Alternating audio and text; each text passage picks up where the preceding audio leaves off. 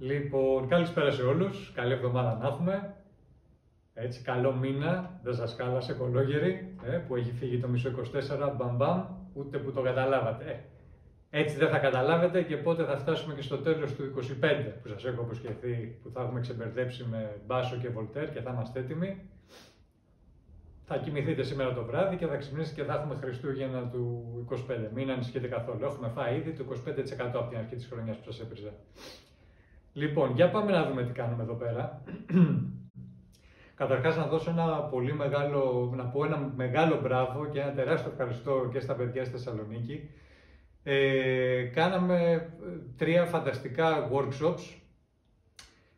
Είπαμε πολλά πράγματα ξεκινώντας από το bitcoin, καταλήξαμε στο Cardano, μιλήσαμε για μηχανισμούς συνένεσης, για NFT. Πολύ ωραία πράγματα τα οποία τα είπαμε έτσι και με πάρα πολύ απλό τρόπο.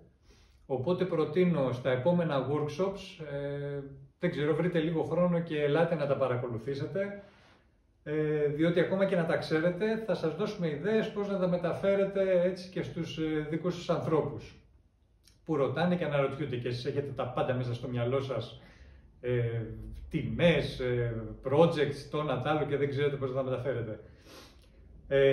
Τα παιδιά δε στη Θεσσαλονίκη το πήγανε ένα βήμα παραπάνω. Για πάμε να δούμε και το βιντεάκι που έφτιαξε ο Βαγγέλης. Έτσι να το δούμε μαζί.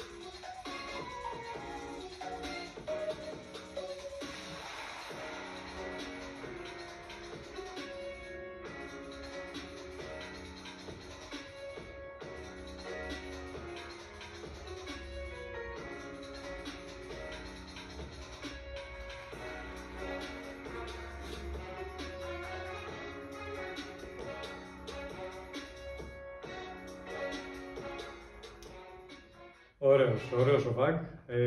Τα παιδιά στη Θεσσαλονίκη το πήγανε και ένα βήμα παραπάνω. Πέραν του Cardano μιλήσανε και για εφαρμογές. Πήρε το μάτι μου εδώ πέρα την Zengate, το Palmyra, τη World Mobile, έτσι, γιατί σιγά σιγά θα πρέπει να αρχίσουμε να μιλάμε και για τις εφαρμογές αυτές στο πραγματικό κόσμο. Έτσι, δεν μπορούμε να περιμένουμε να αυξηθεί η τιμή χωρίς να κάνει τίποτα. Θα πρέπει να βρούνε όλα αυτά τα project μαζί με τα token τους εφαρμογές στην πραγματική ζωή και έτσι θα ανέβει η τιμή τους. Άμα αναγκάζεται ο κόσμος να τα αγοράζει για να πληρώσει για μια υπηρεσία που παρέχουν. Τελεία και παύλα. Και μιλώντας για World Mobile, ήθελα να δούμε λίγο εδώ το εξής. Το World Mobile Token πλέον πηγαίνει multi-chain. Έτσι, ανακοινώσαν ότι θα μετατραπεί από WMT, θα γίνει το διακριτικό WMTX και θα βρίσκεται σε Base, Binance Chain, στο EVM, Arbitrum, ξέρω εγώ τι έχουν ανακοινώσει. Πάρα πολύ ωραία, φανταστικά νέα, με τη διαφορά ότι εδώ μιλάμε για Cardano που κάθε φορά έχουμε ένα δράμα. Και λέγαμε ότι βγήκαν άτομα στην κοινότητα και λέγανε ότι εγκαταλείπει το Cardano ο Μίκη και σηκώνεται και μεταφέρει τη ρευστότητά του αλλού. Παιδιά, το ίδιο token που έχουμε εμείς, απλά φεύγει από το δικό μας δίκτυο και πηγαίνει, μπορεί να μεταφέρεται σε άλλα δίκτυα. Αυτό δηλαδή που θέλαμε πάντα. Αυτό ψάγαμε να βρούμε, αυτό ζητούσαμε. Και πάνω που το φτιάξανε οι άνθρωποι, έχουμε και ενστάσεις. Εδώ ο Μίκη μας τα εξηγεί. Πάντα λέει το σχέδιο ήταν να είμαστε multi-chain. Έτσι. Προφανώς τους στηρίζει η IOG. Και αυτό ακριβώς, το WMTX θα μπορεί να πηγαίνει να αλλάζει blockchain. Και μάλιστα έχουμε και το white paper εδώ πέρα που εξηγεί του World Mobile Token, το οποίο εξηγεί το εξής. Καταρχάς, δεν θα μπορούσε όλο αυτό το project, το οποίο είναι τεράστιο και υπερβολικά περίπλοκο, να στηθεί όλο πάνω στο Cardano. Δεν γίνεται. Χρειάζεται τη δικιά του blockchain που να έχει τη δικιά της λογική, διότι εδώ πέρα, ας πούμε, γράφει εδώ χρειάζονται ένα telecommunications settlement layer, το οποίο θα το κάνει στη δικιά τους blockchain. Αυτό οπωσδήποτε, διότι ίσως να μην το ξέρετε, αλλά κάθε φορά που το κινητό μας θα συνδέεται σε μια κεραία της Gold Mobile, αυτό είναι ένα transaction. Όλο το σύστημα είναι πολύ περίπλοκο και θέλουν τη δικιά τους blockchain. Τώρα, το Cardano θα το χρησιμοποιούν σαν trust layer. Είναι ουσιαστικά σαν layer 2 του Cardano. Αυτό το framework, το partner chain με το Minotaur που ετοιμάζουμε για το 25, θεωρητικά, αν όλα πάνε καλά, έτσι θα λειτουργήσει αυτό το πράγμα. Η blockchain του Mickey, AYA, πώς την έχει ονομάσει, θα έρθει και θα κουμπώσει με τη δική μας και θα τη χρησιμοποιεί σαν trust layer. Και επειδή θα έχει τη δυνατότητα να χρησιμοποιεί και άλλες layer 1 blockchains ως financial settlement layer. Εντάξει. Δεν έκανε ο άνθρωπος mint καινούρια tokens, γιατί εδώ έχουμε στο Cardano είναι 2 δισεκατομμύρια tokens, ας πούμε, τα WMT.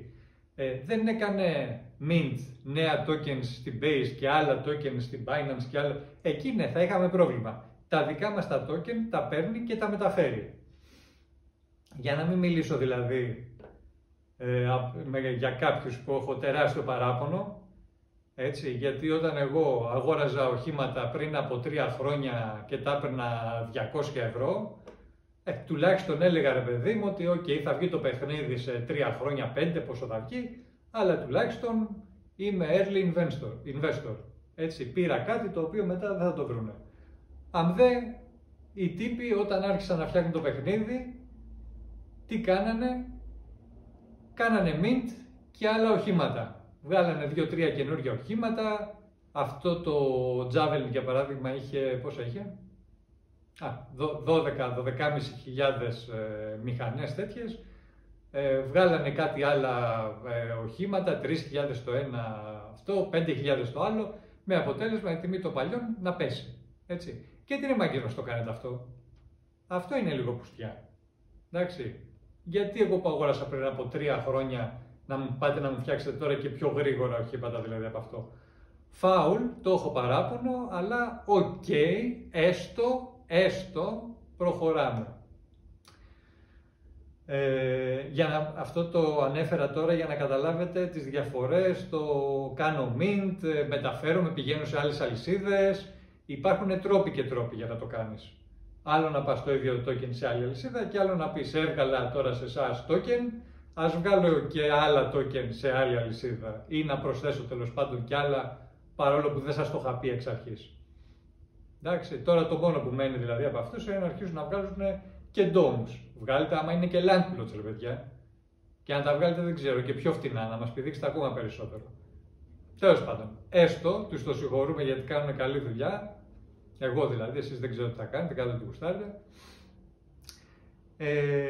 Αυτό από εδώ ήθελα να πω για να ξεκαθαρίσουμε λίγο τι γίνεται με τη World Mobile. Και πάμε και στην επίθεση που είχαμε, έτσι, την DDoS attack, Distributed Denial of Service. Ουσιαστικά τι προσπάθησε να κάνει ένας hacker? Να σπαμάρει το δίκτυο, το οποίο φυσικά δεν ήταν τόσο απλό να σπαμαριστεί, αλλά γιατί να σας τα λέω εγώ, από τη στιγμή που τα έχουμε συζητήσει με τον Μανώλη και ο Μανώλης έκατσε και έφτιαξε βιντεάρα, οπότε θα κάτσουμε να δούμε το βίντεο του Μανώλη. Τι μας λέει? Το οποίο Cardano έκανε μια αναβάθμιση στους κόμβους του μετά από... Όχι, δεν το δούμε. Γιατί πρέπει πρώτα να περάσουμε τη διαφήμιση. Ρε Μανώλη, τι διαφημίσεις είναι αυτές? Τι παράνοια είναι αυτή? εξέλιξη DDoS attack. Και εγώ αναρωτιέμαι για ποιο λόγο έκανε αναβάθμιση στους κόμβους. Το έπαθε κάτι. Ενώ σε άλλο άρθρο διαβάζουμε ότι μια επίθεση DDoS attack στο Cardano είχε στόχο τα stake ADA. Και οι προγραμματιστές του Cardano κατάφεραν να επιτεθούν στον Ισραηλέα και να πάρουν πίσω κάποια χρήματα. Και η απορία μου είναι για ποιο λόγο να πάρουν πίσω κάποια χρήματα. Κλάπηκε τίποτα από το Cardano. Λοιπόν, η όλη ιστορία θα ξεκινήσει σήμερα με τον κύριο Charles Hoskinson, ο οποίος πάνω κάτω βρίζει το CoinDesk και άλλα ΜΜΕ, οι οποίοι δεν ξέρουν τι λένε βασικά για το Cardano. Αυτό που συνέβη ουσιαστικά είναι ότι όντως κάποιοι προσπάθησαν να κάνουν μια επίθεση DDoS attack στο Cardano. DDoS attack είναι ουσιαστικά ότι στέλνουν μαζικά transaction και προσπαθούν να αποσπάσουν χρήματα από κάποια λυσίδα, να την ρίξουν συνήθως ή να την κάνουν να υπολειτουργεί. Ό,τι καταφέρουν. Να πούμε ότι στις χιλιάδες συναλλαγές που έριξαν οι hacker μέσα στο δίκτυο του Cardano, κάθε μία από αυτή τη συναλλαγή είχε 194 έξυπνα συμβόλαια. Διότι στο Cardano γίνεται ουσιαστικά ομαδοποίηση συναλλαγών και μία συναλλαγή μπορεί να έχει μέσα 194 συμβόλαια ή και παραπάνω μπορούμε να πούμε στο σημείο. Κάθε transaction κόστησε 0,9 ADA και να πούμε κιόλας ότι τόσο υψηλά transaction δεν έχει συνηθίσει στο Cardano και να πούμε ότι σύμφωνα με αυτόν εδώ πέρα τον κύριο είναι 200 φορές περισσότερες συναλλαγές από ό,τι έχει συνηθίσει το δίκτυο να επεξεργάζεται. Και να πούμε ότι αυτό που κατάφεραν οι εγκληματίες είναι μια τρύπα στο νερό βασικά, καθώς το δίκτυο δεν έπαθε απολύτως τίποτα πέρα από μικρές καθυστερήσεις που δεν ήταν ορατές στους απλούς χρήστες. Έπρεπε να μπεις μέσα στο blockchain και να δεις τα blog ότι όντως καθυστερούν λιγάκι, μόνο εκεί πέρα ήταν παρατηρήσιμο. Εν συνεχεία να πούμε ότι σύμφωνα με τους προγραμματιστές και την κοινότητα του Cardano, αυτός εδώ πέρα είναι ο κώδικας των εγκληματιών, ο οποίος τον χαρακτήρισαν ως σκουπίδι ουσιαστικά, καθώς είναι ένας πολύ απλός κώδικας, δεν είναι τίποτα περίπλοκο. Και ήταν τόσο απλός που αυτός εδώ πέρα ο κύριος Μεσέλ, με αυτόν εδώ πέρα τον κύριο Phil και την γενικότερη κοινότητα του Cardano κατάφεραν να πάρουν αυτόν τον κώδικα όπως είδατε, να τον επεξεργαστούν λιγάκι και να κλέψουν και χρήματα από τους ίδιους τους εγκληματίες. Κάτι το οποίο το μοίρασαν στην κοινότητα και μπορούσε να το κάνει οποιοδήποτε. Δεν ξέρουμε πόσα χρήματα τους πήραν, ξέρουμε σίγουρα ότι κατάφεραν να παραβιάσουν το ίδιο το συμβόλαιο που έφτιαξαν οι εγκληματίες και να αποσπάσουν χρήματα από αυτούς. Όποτε ουσιαστικά όπως καταλάβατε από χτες, το X παίζει αυτό εδώ πέρα το meme που είναι οι hackers που απειλούν και καλά το Cardano. Παρ' όλα αυτά τρώνε ψιωτά μούτρα τους, μπορώ να πω, σε αυτό το σημείο, καθώς έχασαν και χρήματα. Και να σας πω ότι ό,τι σας είπα τα έχω επιβεβαιώσει και από τον επίσημο ambassador, για μένα δηλαδή. Ναι, έτσι έγιναν τα πράγματα, παιδιά. Για την ακρίβεια, το συμβόλαιο που βάλανε για να το κάνουν όσο πιο ελαφρύ γίνεται, δεν βάλανε κάποια σημαντικά credentials που χρειαζότανε. Με αποτέλεσμα ο Phil, αυτός είναι ο CEO των Anastasia Labs και founder των Anastasia Labs, βρήκε τρόπο να κάνει το συμβόλαιο deregister, οπότε θα έπρεπε αυτοί κάθε φορά να κάνουν ξανά register και να ξαναπληρώνουν τα ίδια ποσά. Οπότε απλά σταματήσανε αμέσως την επίθεση, γιατί κάθε φορά σε κάθε blog θα πρέπει να πληρώνουν άλλα 400 ADA, ανά 20 δευτερόλεπτα δηλαδή, για να ξανακάνουν register το έξυπνο συμβόλαιο. Παρ' όλα αυτά, εντάξει, μπήκε ήδη πατσάκι προφανώς και δεν πρόκειται να ξανασυμβεί.